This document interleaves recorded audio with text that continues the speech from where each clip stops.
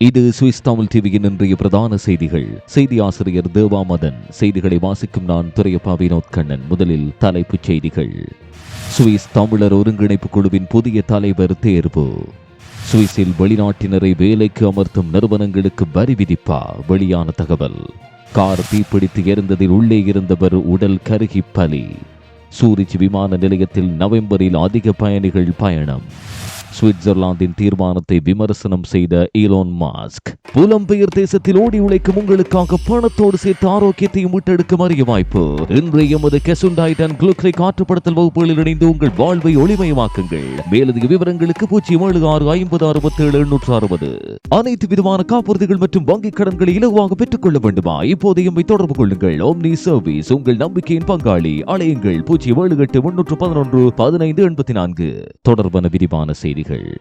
சனிக்கிழமை இரவு கிராபன்டன் கண்டோனில் துசீஸில் ஒரு சோகமான சம்பவம் நேர்ந்தது. நிறுத்தப்பட்டிருந்த கார் தீப்பிடித்து எரிந்ததில் ஒருவர் உயிரிழந்துள்ள சம்பவம் பதிவானது. அதிகாலை 3 மணிக்கு பின்னர் ஒரு அடுக்குமாடி கட்டிடத்தின் முன் ஒரு வாகனம் தீப்பிடித்து எரிவதாக கிராபன்டன் கண்டோனல் போலீஸ் செயற்பாட்டு கட்டுப்பாட்டு மையத்திற்கு ஒரு குடியிருப்பாளர் புகார் செய்தார். துசிஸ் தடத்திற்கு வந்த தீயணைப்பு படையினர் உடனடியாக பதிலளித்து அந்த இடத்தில் முற்றிலும் எரிந்த காரை கண்டுபிடித்தனர். தீயணைப்பு வீரர்கள் தீயை அணைக்கும் பணியில் ஈடுபட்டிருந்த போது வாகனத்தில் உயிரற்ற நிலையில் இருந்த நபரை கண்டுபிடித்தனர். அந்த நபரின் அடையாளம் மற்றும் தீ ஏற்பட்ட சூழ்நிலைகள் தற்போது தெளிவாக இல்லை. அரசு வக்கீல் அலுவலகம் மற்றும் கிராபன்டன் கண்டோனல் போலீசார் விசாரணையை தொடங்கியுள்ளனர். இந்த துயர சம்பவமானது எப்படி நடந்தது என்பது குறித்து விசாரித்து வருவதாக தெரிவிக்கின்றனர். என்ன நடந்தது என்பதை அதிகாரிகள் தொடர்ந்து தெளிவுபடுத்தி வரும் நிலையில் இந்த துயர சம்பவமானது சமூகத்தில் அதிர்ச்சியை ஏற்படுத்தியுள்ளது. சுவிட்சர்லாந்தில் இலத்திரனியல் கார்களின் பயன்பாடு சுமார் 4% மாத்திரமே என கூறப்படுகிறது. முழுமையான அளவில் இலத்திரனியல் கார்களின் எண்ணிக்கை வரும் 4% என தெரிவிக்கப்படுகிறது. சுவிட்சர்லாந்தின் கண்டோனுக்கு கண்டோன் இந்த இலத்திரனியல் கார்களின் எண்ணிக்கை அளவு மாறுபடுவதாக கூறப்படுகிறது. சூரிச்சில் 5.2%, வாட்டில் 4.3% இலத்திரனியல் கார்கள் இருக்கின்றன. இதேவேளை ஊரி கண்டோனில் வரும் 2.8% இலத்திரனியல் கார்கள் இருக்கின்றன. கடந்த ஆண்டுடன் ஒப்பீடு செய்யும் போது இந்த ஆண்டில் இலத்திரனியல் கார்களின் எண்ணிக்கை வீழ்ச்சியடைந்துள்ளமை குறிப்பிடத்தக்கது. சுவிட்சர்லாந்தை சேர்ந்த இளம் தலைமுறையினர் அதிகளவில் செயற்கை நுண்ணறிவினை பயன்படுத்துவதாக தெரிவிக்கப்படுகிறது. செயற்கை நுண்ணறிவு செயலியான ChatGPT போன்றவற்றை அதிகளவில் இளம் தலைமுறையினர் பயன்படுத்துவதாகவே கூறப்படுகிறது. அண்மையில் மேற்கொள்ளப்பட்ட ஆய்வு ஒன்றின் மூலம் இந்த விடயம் அம்பலமானது. சுவிட்சர்லாந்தை சேர்ந்த இளம் தலைமுறையினரில் 1/3 பகுதியினர் ஒவ்வொரு வாரமும் இந்த செயற்கை நுண்ணறிவு தொழில்நுட்பத்தை பல்வேறு வழிகளில் பயன்படுத்தி வருவதாக கூறப்படுகிறது. மரபு ரீதியான தேடுதளங்களை விடவும் செயற்கை நுண்ணறிவு தொழில்நுட்பங்கள் தகவல்களை தேடுவதிலும் திரட்டுவதிலும் செயற்திறனானவை என தெரிவிக்கப்படுகிறது. வெளிநாட்டவர்களை பணி அமர்த்தும் நிறுவனங்களுக்கான புதிய கட்டணங்கள் குறித்து சுவிஸ் நாடாளுமன்றம் விவாதித்துள்ளது.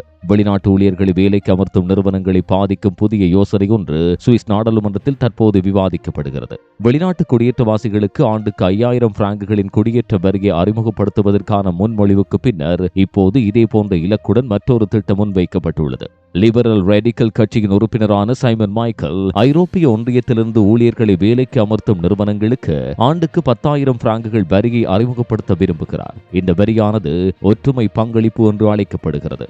அத்துடன் சுவிஸ் பொருளாதாரத்தை ஆதரிக்கும் நோக்கம் கொண்டது. இருப்பினும் 250க்கு மேற்பட்ட ஊழியர்களை பணியமர்த்தும் பெரிய நிறுவனங்களுக்கு மாத்திரமே புதிய கட்டுப்பாடு பொருந்தும். ஏற்கனவே தொழிலாளர் பற்றாக்குறையால் பாதிக்கப்பட்டுள்ள கேட்டரிங் அல்லது ஹோட்டல் தொழில் போன்ற துறைகளுக்கு இந்த வரியிலிருந்து விலக்களிக்கப்பட வேண்டும். சைமன் மைக்கேல் 2வது நடவடிக்கை முன்மொழிய திட்டமிட்டுள்ளார். சுவிட்சர்லாந்திற்கு புதிதாக குடியேறுபவர்களின் எண்ணிக்கை ஐரோப்பிய ஒன்றிய சராசரியை விட அதிகமாக இருந்தால் வெளிநாட்டிலிருந்து குடியேற்றமானது வரம்பிடப்படும் என்று இது விதிக்கிறது. இந்த முன்மொழிவுக்கு பின்னால் உள்ள யோசனை சுவிஸ் பொருளாதாரத்தில் குடியேற்றத்தின் தாக்கத்தை சிறப்பாக நிர்வகித்தல், அதே நேரத்தில் வெளிநாட்டு தொழிலாளர்களிடமிருந்து எழக்கூடிய செலவுகளை மிகவும் நியாயமான முறையில் விநியோகிப்பதாகும். இருப்பினும் விமர்சகர்கள் மற்றும் ஆதரவாளர்கள் இத்தகைய நடவடிக்கைகள் உண்மையில் சாத்தியமானதா மற்றும் நியாயமானதா என்று விவாதிக்கின்றனர். குடியேற்ற மற்றும் தொழிலாளர் சந்தை ஆகியவை சுவிஸ் அரசியலில் முக்கியமான மற்றும் உணர்திறன் வாய்ந்த பிரச்சனையாக உள்ளது என்பதை பாராளுமன்றத்தில் விவாதம் எடுத்துக்காட்டுகின்றமை குறிப்பிடத்தக்கது.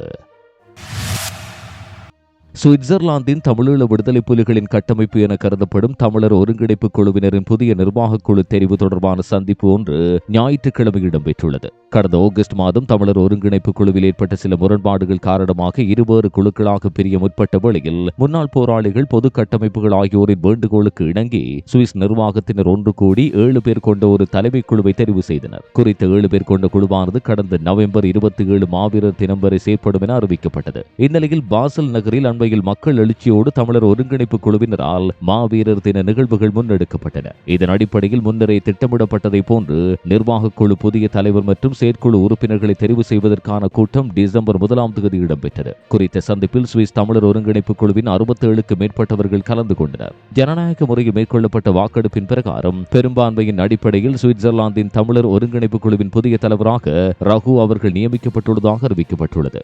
மேலும் துணை பொறுப்பாளராக அறிவு நிதி பொறுப்பாளராக சைலன், நிர்வாக பொறுப்பாளராக தீவராஜ் மற்றும் நிர்வாக துணை பொறுப்பாளராக மகிந்தன் ஆகியோர் தேர்வாகினர். குழப்பகரமான நிலைமைகள் தோற்றுவிக்கப்படுவதற்கு முன்னரும் ரகு அவர்களே தலைமை பொறுப்பிலிருந்து கட்டமைப்பை வழி நடத்தியிருந்தமையும் குறிப்பிடத்தக்கது.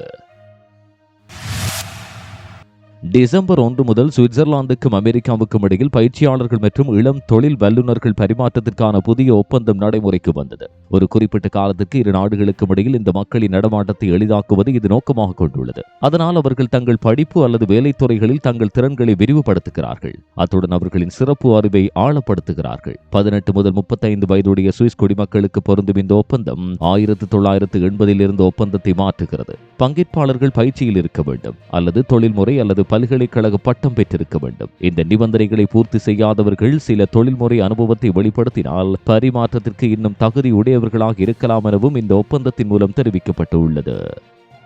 சிறிய விளம்பர இடைவெளியின் பின்னர் செய்திகள் தொடரும். சுவிஸ் சேகர் பதிப்பகம் 30 ஆண்டுகளுக்கு மேலாக சுவிஸ் தமிழர்களின் நன்மதிப்பை வென்ற ஒரே ஒரு தமிழர் அச்சகம். அழைப்புதல்கள் முதல் பரிசு பொருட்கள் வரை அனைத்து அச்சு வேலைகளுக்கும் சுவிஸ் சேகர் பதிப்பகம்.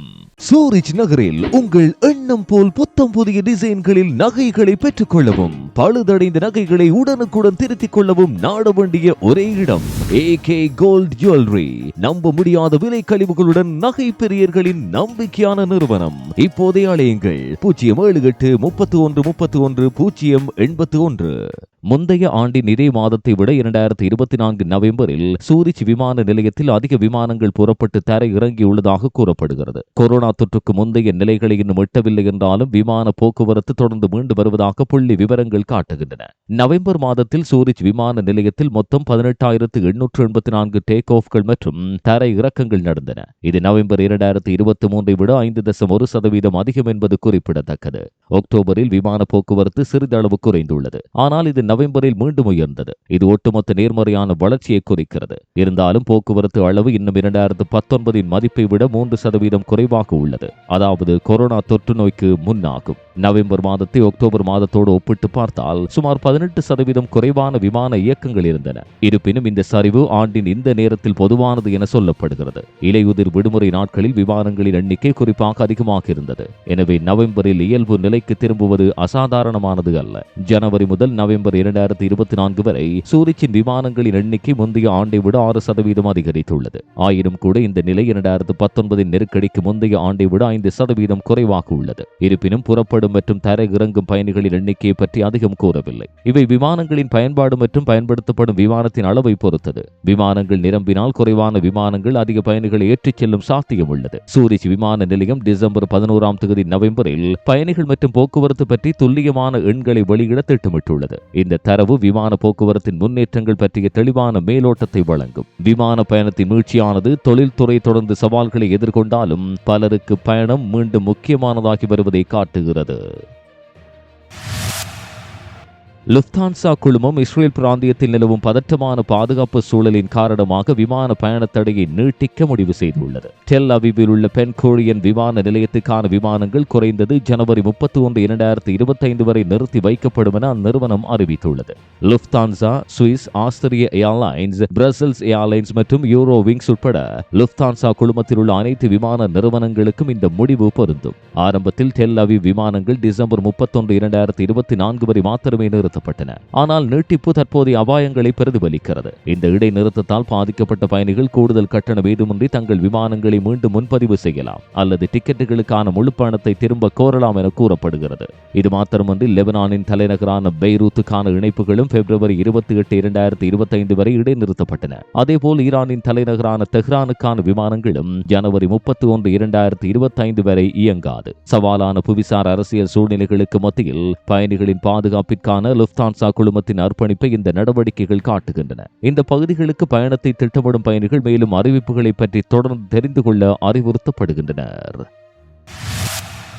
ஷப்ஹாவுசன் மாகாணத்தில் உள்ள அரசு வழக்கறிஞர் அலுவலகம் இன்று பிற்பகல் சார்கோ தற்கொலை கேப்சியூல் தொடர்பாக கைது செய்யப்பட்டிருந்த ஒரு சந்தேக நபரை விடுவித்தது.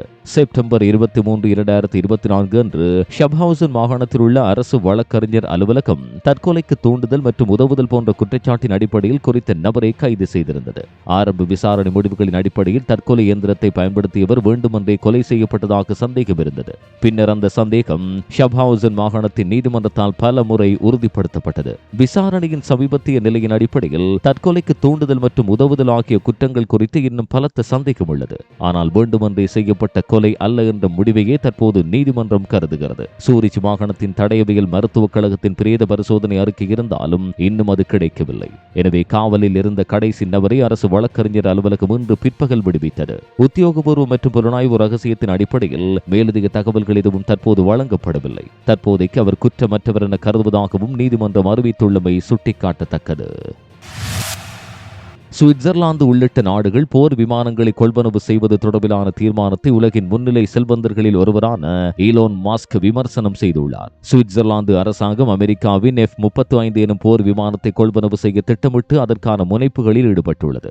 எனினும் இந்த காலத்தில் போர் விமானங்களை கொள்வனவு செய்பவர்கள் முட்டாள்கள் என ஈலோன் மாஸ்க் கூறுகிறார். தற்போது ட்ரோன் தொழில்நுட்பம் காணப்படுவதாகவும் இதனால் வான்படை வீரர்களை கொண்டு விமானங்களை இயக்கி போர் செய்ய வேண்டிய அவசியம் கிடையாது எனவும் குறிப்பிட்டார். ட்ரோன் தொழில்நுட்பம் வளர்ந்துள்ள நிலையில் தற்போதும் சிலர் முட்டாள்தனமான போர் விமானங்களை கொள்வனவு செய்வதாக அவர் விமர்சனம் செய்துள்ளார். ஏற்கனவே F-35 போர் விமானங்கள் தொடர்பில் அமெரிக்காவின் புதிய ஜனாதிபதி டொனால்ட் ட்ரம்பும் விமர்சனங்களை வெளியிட்டிருந்தார். இவ்வாறான ஒரு பின்னணியில் ஈலோன் மாஸ்கின் இந்த விமர்சனம் சுவிட்சர்லாந்தின் தீர்மானத்தை கேள்விக்குள்ளாக்கியுள்ளது. சுவிட்சர்லாந்து அரசாங்கம் அமெரிக்காவிடமிருந்து 36 போர் விமானங்களை கொள்வனவு செய்ய திட்டமிட்டுள்ளது. இதற்கென மொத்தமாக 6 பில்லியன் சுவிஸ் பிராங்குகள் செலவிடப்பட உள்ளது. ஈலோன் மஸ்கின் இந்த விமர்சனம் சுவிட்சர்லாந்தின் ஜனாதிபதி வயோலா அம்ஹர்ட்டை பெரும் அழுத்தத்துக்கு உள்ளாக்கியுள்ளதாக கூறப்படுகிறது. பொருத்தமான மாற்று வழிகளை பின்பற்றாது இன்னமும் போர் விமான கொள்வனவில் கவனம் செலுத்துவதாக பல்வேறு தரப்பினரும் சுட்டிக்காட்டுகின்றனர்.